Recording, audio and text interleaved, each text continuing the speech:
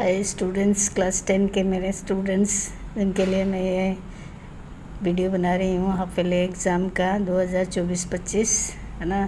ये देखो full marks 80 time 3 hours से सामान्य निर्देश निम्नलिखित निर्देशों का पालन कीजिए। इस प्रश्न पत्र में 2 खंड है, खंड अ और खंड ब। खंड अ में वस्तुपरक ऑब्लिक बहुविकल्पीय और खंड ग में वस्तुनिष्ठ और वर्णनात्मक प्रश्न दिए गए हैं।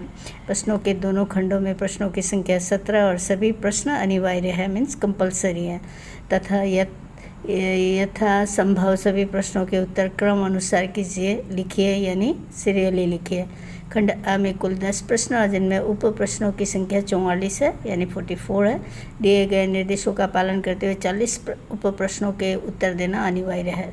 खंड ब में 7 प्रश्न और सभी प्रश्नों के साथ उनके विकल्प भी दिए गए हैं। निर्देशानुसार विकल्प का ध्यान रखते हुए सभी प्रश्नों के उत्तर दीजिए। हाँ, इतना ज़रूर कहना चाहूँगी कि इस बार कुछ नियम ऑप्शन वाले कुछ आंसर बदल दिए गए हैं, तो वो आपको प्राय मालूम ही है।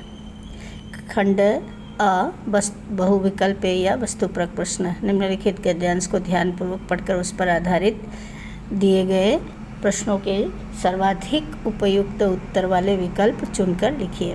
ये थोड़ा सा ऐसा अनसीन पैसेज है जिसको पढ़ने में आप सभी को चाहे ये आए चाहे कोई और आए, टाइम तो लगेगा ही।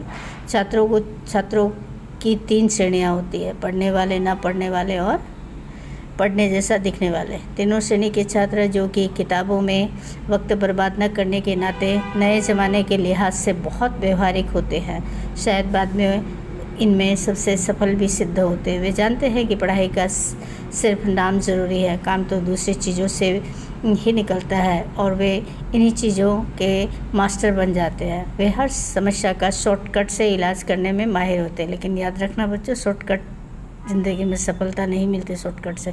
मोबाइल, कंप्यूटर और इंटरनेट के युग में भी उनको प्रतिभा उसी में कुसुमित और पल्लवित हो रही है। कुसुमित और पल्लवित हो रही है यानी फल फूल रही है, क्योंकि कंप्यूटर पर तो वे वैसे ही शॉर्टकट के इस्तेमाल से तेज़ काम होता है।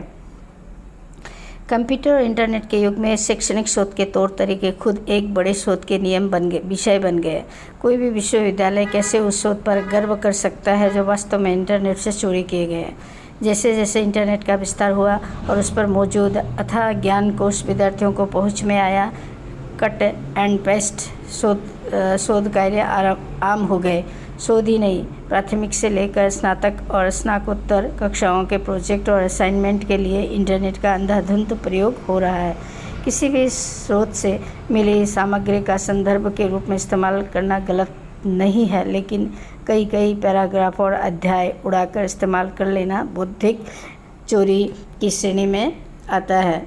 ये अनैतिक तो है ही, पर अपराध भी है और अपने संस्थान एवं स्वयं अपने साथ नाइंसाफ़ी भी है। अब आते कथन अ। इस तरह के प्रश्न आएंगे, रीजनिंग वाले प्रश्न आएंगे। कथन ए और कारण आर को पढ़कर उपयुक्त विकल्प चुनिए। किसी भी दूसरे व्यक्ति द्वारा लिखे हुए कई पैराग्राफ और अध्याय उड़ाकर इस्तेमाल करना उचित नहीं है ना। कारण ये कार्य बौद्धिक चोरी की श्रेणी में आता है। कारण सही है पर कथन ए सही है पर कारण आर गलत है। कथन ए गलत है पर कारण आर सही है, तो ये इसका उत्तर होगा कथन ए सही है और कारण आर कथन ए की सही व्याख्या है। क्योंकि प्रश्न क्या है, किसी भी दूसरे व्यक्ति द्वारा लिखे हुए कई पैराग्राफ और अध्याय उड़ाकर इस्तेमाल करना गलत है, तो सही है ये। और कारण आर ये कार्य बौद्धिक चोरी की श्रेणी में आता है, यानी दिमागी चोरी है ना, बुद्धिमानी से चोरी की गई। इंटरनेट का प्रयोग किस कार्य के लिए हो रहा है? शोध कार्य और असाइनमेंट के लिए। किस श्रेणी के छात्रों को सफलता प्राप्त होती है? पढ़ने जैसा दिखने वाले, है ना। वो क्षणिक सफलता है, बाद में परमानेंट सफलता चाहिए तो आपको जैसे आप पढ़ रहे हो वैसे ही चाहिए पढ़ना। कैसे शोध पर विश्वविद्यालय को गर्व हो सकता है जो स्वयं तैयार किया गया। गद्यांश के लिए उपयुक्त शीर्षक होगा क्या? इंटरनेट चोरी एक अपराध, इट्स अ क्राइम। अच्छा, नंबर 2 है, निम्नलिखित पद्यांश को ध्यानपूर्वक पढ़िए और पूछे गए प्रश्नों के सही उत्तर वाले विकल्प चुनकर लिखिए। ले चला नाविक मझधार मुझे, ले चल नाविक मझधार मुझे, दे दे बस अब पतवार मुझे, इन लहरों के टकराने पर आता रह रह कर प्यार मुझे। मत रोक मुझे भयभीत न कर, मैं सदा कटीली राह चला, मेरे पथ के झारों में ही नव नूतन मधुमास पला। मैं हूँ आबाद अविराम अथक बंधन मुझे स्वीकार नहीं, मैं नहीं अरे ऐसा राही जो बेबसा मन मार चला। दोनों ही और निमंत्रण है, इस पार मुझे उस पार मुझे, रंगीन विजय सी लगती है संघर्षों में वे हर हार मुझे। मैं हूँ अपने मन का राजा, इस पार रहूँ उस पार रहूँ, मैं मस्त खिलाड़ी हूँ ऐसा, जो चाहे जीतूँ हार चलूँ। मेरी तो आदत हो ऐसी, संघर्ष बीच हर बार चलूँ। मैं हूँ आबाद अविराम अथक बंधन मुझको स्वीकार नहीं। पंक्ति में कवि के गुणों को बताती है। क्या बताती है ना? ये प्रश्न दिया गया है। 1 नंबर, अपने जीवन पथ पर लगातार चलते रहना, कभी थकान न महसूस करने वाला, किसी की बात न सुनने वाला, किसी भी प्रकार के बंधन को न स्वीकार करने वाला। तो इसमें ख नंबर कथन 1 भी सही है, कथन 2 भी सही है और कथन 4 भी सही है। किसी की बात न सुनने वाला गलत है। रंगीन विजय सी लगती है संघर्षों में हर हार मुझे का आशय है कि संघर्ष करते हुए हार भी जाए तो जीत जैसा ही मज़ा आता है। विप्लवों का सागर भी कभी को पराजित क्यों नहीं कर सकता। विप्लव मीन्स क्रांति। वह सदैव संघर्ष करता है, कभी हार नहीं मानता, है ना। सागर का पर्याय क्या है? पारावार, जिसका कोई इस किनारे पर अगर खड़े हो तो उस किनारा दिखाई नहीं देता। पतवार किसे कहते हैं? जिससे नाव चलाई जाती है। व्यवहारिक व्याकरण में आ जाए। निर्देशानुसार अलंकार पर आधारित 5 बहुविकल्प प्रश्नों में से किन्हीं 4 को ही प्रश्न उत्तर करना है। इस बात पर हमेशा ध्यान रखना 1 × 4 = 4, लेकिन कुछ प्रश्न ऐसे 5 करने हैं। मेरे बच्चे क्या करते हैं, 5 वाले भी 4 करके आ जाते, तो इस पर ध्यान देना। हरिपद कोमल कमल से में अलंकार क्या है? उपमा। 7 से सी है। शशि मुख पर घूंघट डाले अंचल में है दीप छिपाया में अलंकार क्या है? रूपक अलंकार। क्योंकि शशि मुख माने चंद्रमा जैसा मुख, ये दोनों एक रूप माना गया है। जब 2 वस्तुओं की तुलना ना करके उन्हें एक मान लिया जाए, वहाँ रूपक अलंकार होता है। जहाँ 2 वस्तुओं की तुलना की जाती है, वहाँ रूपक अलंकार होता है, उपमा अलंकार होता है। जहाँ 2 वस्तुओं की तुलना कर एक मान लिया जाता है, वहाँ रूपक अलंकार होता है। ले चला मैं तुझे कनक ज्यों भिक्षु लेकर स्वर्ण झलक में अलंकार है। ज्यों है माना मैंने ज्यों ही, ऐसे अगर होते हैं तो उसमें उत्प्रेक्षा अलंकार होता है। राजनीति के चंदन वन में, यहाँ राजनीति और चंदन वन एक रूप माना गया है, तो यहाँ रूपक अलंकार है। ज्यों जल माहे तेल की गागर, ज्यों है तो उत्प्रेक्षा अलंकार होगा। निर्देशानुसार पद परिचय का पर आधारित निम्नलिखित वाक्य में 5 रेखांकित पदों में से किन्हीं 4 के पद परिचय के लिए सही उत्तर वाले विकल्प चुनकर लिखे। इसमें विकल्प दिया गया, लेकिन इस बार आपको विकल्प नहीं मिलेगा। वह लड़का अच्छा लिखता है, तो इसमें सकर्मक क्रिया अच्छा लिखता है को हमें डिफाइन करना, तो सकर्मक क्रिया एक वचन है, पुल्लिंग है, वर्तमान काल है। वह पुस्तक ला दो जो मैं कल लाया था, संबंध वाचक सर्वनाम, पुल्लिंग एक वचन, कर्ता कारक, क्योंकि वह पुस्तक और उसमें संबंध है ना। और वह ये सब सर्वनाम है, जैसे संज्ञा को हटाकर प्रयोग किया जाता है। ये पुस्तक मेरे छोटे भाई की है। गुणवाचक विशेषण एक वचन, पुल्लिंग, भाई विशेष्य का विशेषण। भाई क्या है? विशेष्य का विशेषण है, छोटे भाई की, ठीक है। छोटा क्या है? गुणवाचक है। अब अच्छा, जितना भोजन आप करते हैं उतना तो बच्चा खाता है, क्या होगा? सर्वनामिक विशेषण। जितना भोजन, तो जितना क्या है? सर्वनाम है, और भोजन संज्ञा है, तो जो सर्वनाम संज्ञा के साथ आता है वो सर्वनामिक विशेषण कहलाता है। सर्वनामिक विशेषण एक वचन, पुल्लिंग, भोजन, विशेष्य। मेरी बात पर बहुत हंसा। कितना हंसा? ये परिमाणवाचक क्रिया विशेषण है। बहुत हंसा क्रिया है, बहुत हंसा, तो ये परिमाणवाचक क्रिया विशेषण हंसा क्रिया की विशेषता बता रहा है। जहाँ क्रिया आता है वह बहुत हंसा, पुल्लिंग है, एक वचन है, ये सब लिखना होगा। निर्देशानुसार रचना के आधार पर वाक्य भेद पर आधारित 5 बहुविकल्पीय प्रश्नों में से किन्हीं 4 प्रश्नों के सही उत्तर वाले विकल्प चुनिए। तो यहाँ आपको कॉलम बना दिया गया है, कॉलम 1 और कॉलम 2 के साथ सुमेलित कीजिए, मतलब मिलाइए।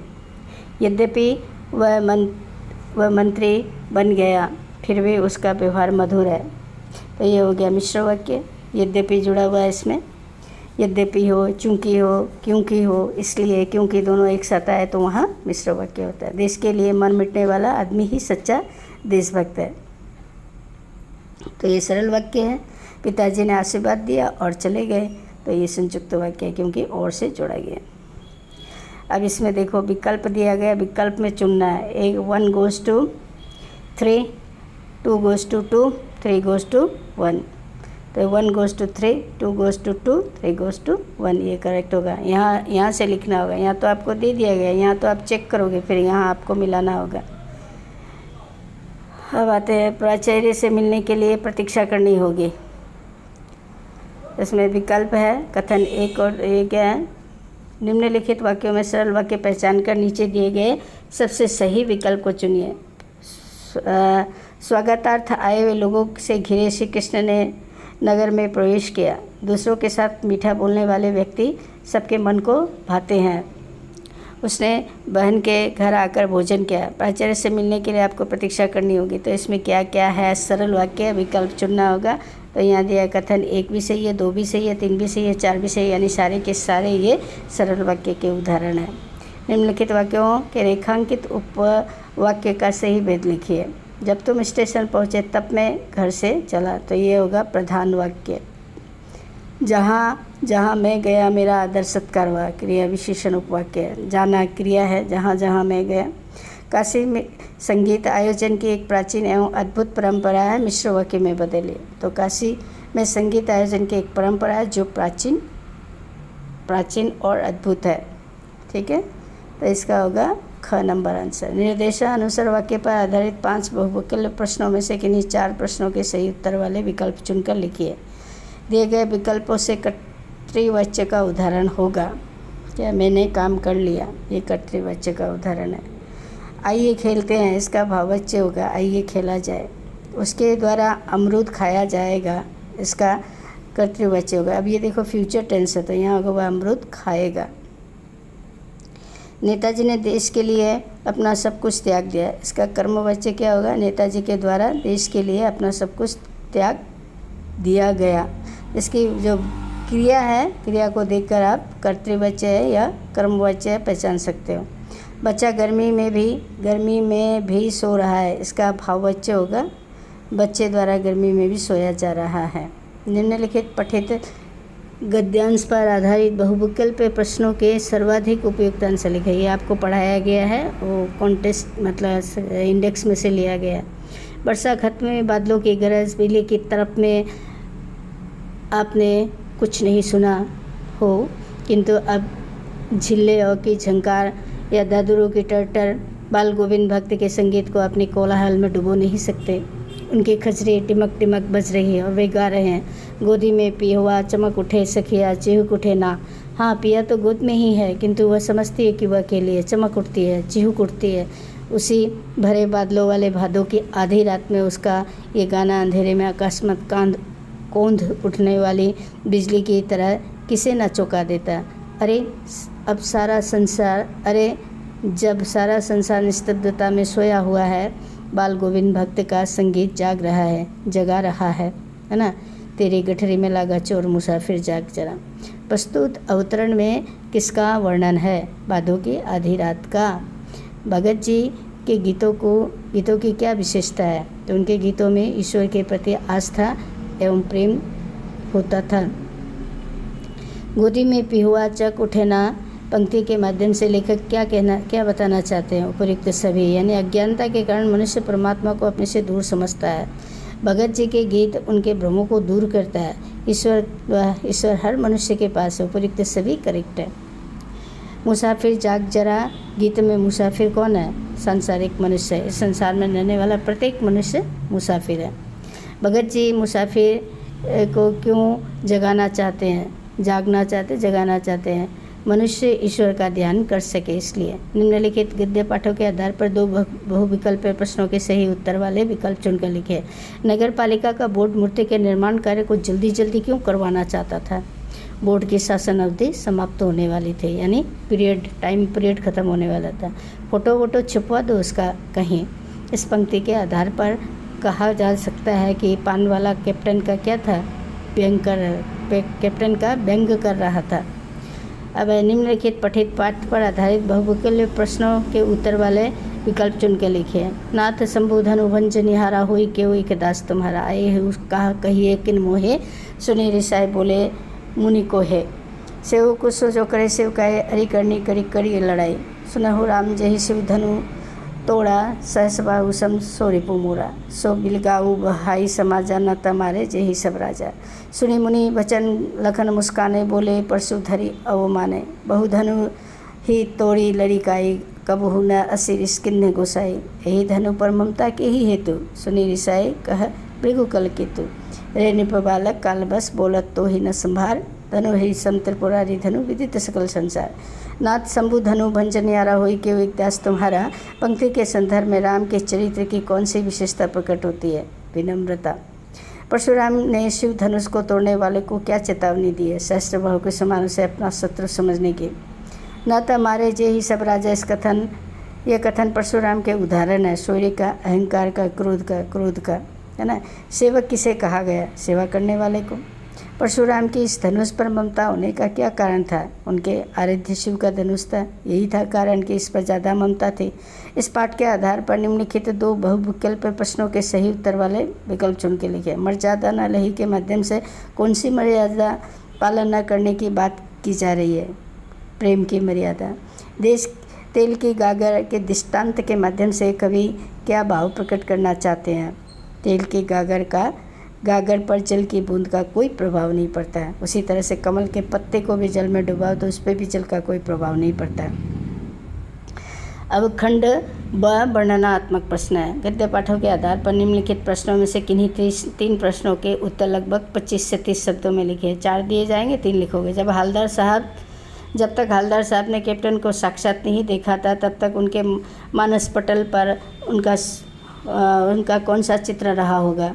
अपनी कल्पना के आधार पर लिखो। तो उन्होंने सोचा होगा कि वह स्वतंत्रता सेनानी होगा, इसे आज़ाद हिंद फौज का सिपाही होगा, मगर देखा तो क्या निकला? एक मामूली सा साधारण सा लंगड़ाता हुआ व्यक्ति, मरियल सा व्यक्ति जिसकी अपनी कोई दुकान भी नहीं है, जो चश्मे की संदूक चीर लेकर घूमता है और मतलब लकड़ी के ऊपर चश्मे लगाता है। लेखक रामवृक्ष बेनीपुर के अनुसार बाल गोविंद भक्त ने किस प्रकार प्रचलित सामाजिक मान्यताओं का खंडन किया? तो उन्होंने बहुत सारे, जैसे विधवा विवाह का प्रचलन कराया, है ना, पुत्र की मृत्यु पर शोक नहीं व्यक्त किया, उत्सव मनाया, पुत्र पतोही से अपने पति का दाह संस्कार कराया। तो ये जितने भी सामाजिक बंधन थे जिसको औरतें कभी नहीं करती थी, उसका उन्होंने खंडन कराया। पान वाला कैप्टन की जीवित रहते हुए उसकी खिल्ली उड़ाता रहा, किंतु कैप्टन के न रहने पर उसके मरने की बात हवलदार साहब को बताते हुए उसकी आंखें भी नम हो गई। इस घटना से पान वाले के बारे में क्या पता चलता है? यद्यपि वह बात पर कैप्टन के ऊपर व्यंग्य करता था, मगर मौत जैसी चीज़ के लिए तो सबके आंखों में आंसू आ ही जाते हैं। मौत सबका ध्यान अपनी ओर खींची लेती है। आपकी दृष्टि में भगत जी की कबीर पर आगाध श्रद्धा के क्या कारण रहे होंगे? इष्ट देव थे, वो एक ऐसे उनके गुरु थे जिनको अपार श्रद्धा थे, और इसलिए वो सब कुछ जो खेती में उपज होती थी ले जाके दे देते, और ये नहीं कहते कि इतना सा रखो, जितना रखना रखो, देना है दो, नहीं देना मत दो। तो ये आराध्य देव थे। निर्धारित कविताओं के आधारित निम्नलिखित 4 प्रश्नों में से किन्हीं 3 प्रश्नों के लगभग 25 से 30 शब्दों में। गोपियों के अनुसार राजधर्म क्या होना चाहिए? राजधर्म वो होना चाहिए जहाँ प्रजा सुखी हो। जैसे हमारे मोदी राज्य में कितनी प्रजा सुखी है, तो जिस राजा के राज्य में प्रजा सुखी है वो अच्छा राजा है, न्यायपूर्ण राजा, न्याय होना चाहिए, अन्याय नहीं होना चाहिए। तो कृष्ण के राज्य में गोपियाँ रूपी प्रजा दुखी थी, तो वो अच्छा राजा नहीं था। क्षत्रिय कुल में किन किन पर वीरता नहीं दिखाई जाती? गाय पर, ब्राह्मण पर, ईश्वर भक्त पर, है ना, इन पर वीरता नहीं दिखाई जाती। क्षत्रिय कुल में किन किन पर वीरता नहीं दिखाई जाती? ब्राह्मण, ईश्वर भक्त, और गाय और एक था, मैं भूल गई, तो पढ़ लेना, लिखा दिया है। गोपियों की मन की बात मन ही क्यों रह गई, क्योंकि कृष्ण आया नहीं, उद्धव को भेज दिया। तो उद्धव से तो नहीं कह सकते, उद्धव तो दोस्त था, कृष्ण तो नहीं था। लक्ष्मण ने वीर योद्धा की क्या क्या विशेषता बताई। वीर योद्धा युद्ध के मैदान में खड़े होकर अपने गुण की व्याख्या नहीं करता, बल्कि योद्धा के साथ युद्ध करता है और अपने अस्त्र शस्त्र की भाषा का प्रयोग अस्त्र शस्त्र से देता है। पूरक पाठ्य पुस्तक के आधार पर निम्नलिखित 3 प्रश्नों में से किन्हीं 2 प्रश्नों के उत्तर लिखो। बाल मंडली द्वारा मूसन तिवारी को चिढ़ाते हुए की घटना को बच्चों की किस मनोवृत्ति का पता चलता। बचपना था, माता के अंचल के आधार पर लिखिए। तो बचपना था, बचपन में सब किसी को चिढ़ाते हैं। मूसन तिवारी को उन्होंने चिढ़ाया, जिसकी वजह वो स्कूल में कैंपेन कर दिया और बच्चों को है ना मार पड़ी। डर के मारे घर से बुला के ले गया बच्चों को। कितना कम लेकर ये समाज को कितना अधिक वापस लौटा देती है। इस कथन के आधार पर स्पष्ट करें कि आम जनता देश की आर्थिक प्रगति में क्या भूमिका करती है। बहुत ज़्यादा करती है। उनको बदले में पेनी वाइज पाउंडफुल जैसा मतलब फॉर्मूला यूज़ होता है कि थोड़ा सा देते हैं और बहुत ज़्यादा ले लेते हैं, और वो जीवन की बाजी लगाकर रास्ते बनाती है, अपने जीवन को दांव पर लगा देते। जीवन का मूल्य थोड़ी सी मजदूरी नहीं होती। यात्राएं विभिन्न संस्कृतियों से परिचित होने का अच्छा माध्यम है। मानो सना हाथ जोड़ी यात्रा के आधार पर इस कथन को समीक्षा कीजिए। आप जितना भ्रमण करोगे, जितने संस्कृतियों को जानोगे, कल्चर को जानोगे, देखने को मिलेगा, है ना। तो यात्राएं क्या करती है, विभिन्न संस्कृतियों से परिचित कराती है, वहाँ के लोगों की भाषा, खान पान, पहनावों के बारे में जानकारी देती है। तो यात्रा हमेशा ही ज्ञानवर्धक होती है, हमें ज्ञान मिलता, नॉलेज मिलता है। Knowledge gain by travelling is, है ना, परमानेंट नॉलेज। निम्नलिखित 3 विषयों में से किन्हीं एक विषय पर 120 शब्दों में अनुच्छेद लिखिए। ग्लोबल वार्मिंग, जो कि आजकल की डेट में हो ही रहा है, क्योंकि पेड़ों की कटाई हो रही है, अंधाधुंध पेड़ काट रहे हैं, तो क्या होगा, पेड़ नहीं रहेंगे, बाढ़ होगी, वर्षा आएगी, है ना, ऑक्सीजन की कमी हो जाएगी, सांस लेने की कमी हो जाएगा। जो गुवाहाटी में जो हालत है, ब्रिज बना रहे हैं, धूल ही धूल, तो उससे क्या है, एलर्जी होती है, सांस अवरुद्ध हो जाती है। हम इतनी धूल खाते हैं, पता नहीं अंदर का मशीन हमारा कब जवाब दे जाए। ग्लोबल वार्मिंग सर्वाधिक चिंता का विषय है। से उत्पन्न खतरे, ग्लोबल वार्मिंग को कम करने के लिए के संबंध में वैज्ञानिकों का सुझाव, पेड़ लगाओ, इससे अच्छा कोई उपाय नहीं है। आप 100 साल पुराना पेड़ काट कर डिब्बे में एक छोटा सा पेड़ लगाओगे, उसका विकल्प वो नहीं हो सकता। किसान कल और आज, हमारे किसान जो देश धरती के भगवान है, उसकी हालत मोदी राज्य में 1 साल तक सड़कों पे रहे, क्या से क्या हो गया, है ना। ऐसी हालत, इतिहास इस बात का गवाह हमेशा रहेगा कि ऐसा कभी नहीं हुआ था। किसान को ऐसी, उनको MSP नहीं दी जाती है, उनसे सस्ते में माल लिया जाता है, बड़े बड़े कॉरपोरेट हाउस को बिक्री कर दिया जाता है, तो दूसरे लोग फ़ायदा लूटते हैं, और जो अन्न उपज जाता है वह बेचारा भूखा पेटी सो जाता है। तो इसमें विकल्प को, ये पॉइंट्स को आप डेवलप करोगे। संसार का अन्नदाता किसान, अशिक्षा के कारण पिछड़ा किसान। तो आज किसान शिक्षा स्वयं जरूर अशिक्षित है, लेकिन उनके बच्चे पढ़े लिखे हैं, तो अब वो भी उनकी बात मानकर किसानी पर या खेती पर तरक्की कर रहे हैं। बदलता परिवेश और आधुनिक किसान बदल गया है। पहले वर्षा के ऊपर निर्भर रहता था, आज का किसान नहीं रहता है। पहले हल से खेत जोते जाते थे, अब ट्रैक्टर से जोते जाते हैं। संसार का पेट भरने वाला खुद भूखा सोता है, क्योंकि हमारे देश की सरकार किसानों के साथ छल करती है ना। कुंटल मतलब एक लॉट में उनसे सामान खरीदती है और बहुत कम प्राइस में, बहुत ज़्यादा दाम में जनता को बेचती है। तो न केवल किसानों के साथ छल होता है, आम जनता के साथ भी छल होता है। कोई 1-2 व्यक्ति ही देश का धनाढ्य होता है, बाकी सब गरीबी रेखा के नीचे ही है। मानव और प्राकृतिक आपदाएं, प्रकृति और मानव का नाता। मानव द्वारा बिना सोचे समझे प्रकृति का दोहन मतलब कटाई। प्रकृति के रुद्र रूप के लिए दोषी कौन, मनुष्य, और कौन हो सकता है। किसी एक विषय पर लगभग 100 शब्दों में पत्र लिखिए। आप दिव्य है, अपने विद्यालय के प्राचार्य को लगभग 100 शब्दों में एक पत्र लिखकर कबड्डी खेल के प्रशिक्षण की व्यवस्था करवाने के लिए निवेदन कीजिए। तो ये फॉर्मल लेटर है, इसमें विषय ज़रूर लिखना। विषय प्रश्न में ही लिखा होता है, तो किस तरह से लिखोगे। सेवा में प्रधानाचार्य महोदय, स्कूल का नाम लिखोगे, फिर विषय लिखोगे, कॉन्टैक्ट लिखोगे, फिर लास्ट में आपका नाम, आपका पता वगैरह, क्लास, रोल नंबर, सेक्शन, ये सब लिखोगे। अथवा आप सोनाली सिंह, या आप छात्रावास में रहते हैं यानी हॉस्टल में रहते हैं, आपके विद्यालय में खेल दिवस का आयोजन किया गया। ये आप सभी साथियों के लिए उल्लास से परिपूर्ण रहा। आप इस अवसर के अनुभव को बताते हुए पिताजी को लगभग 100 शब्दों में पत्र लिखे। अनौपचारिक पत्र, पिता को पत्र लिख रहा है एक पुत्र, और अपने इस हॉस्टल के दैनिक जीवन के बारे में, उसके आयोजन के बारे में बता रहा है। आपका नाम श्याम या श्यामा है, श्यामा है। आपने NSD से अभिनय का डिप्लोमा किया। आपको कला छाया नाम की दूरदर्शन संस्था में अभिनय करता रिक्त पद की पूर्ति के लिए आवेदन करना है, अप्लाई करना है, एप्लीकेशन लिखना है। इसके लिए आप अपना एक संक्षिप्त स्ववृत्त बायोडाटा लगभग 80 शब्दों में तैयार कीजिए। 5 मार्क्स है।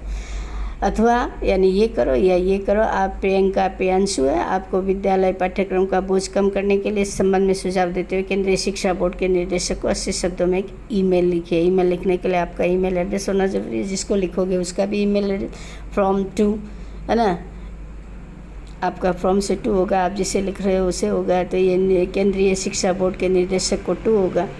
नगर में आयोजित होने वाले भारत की सांस्कृतिक एकता प्रदर्शनी को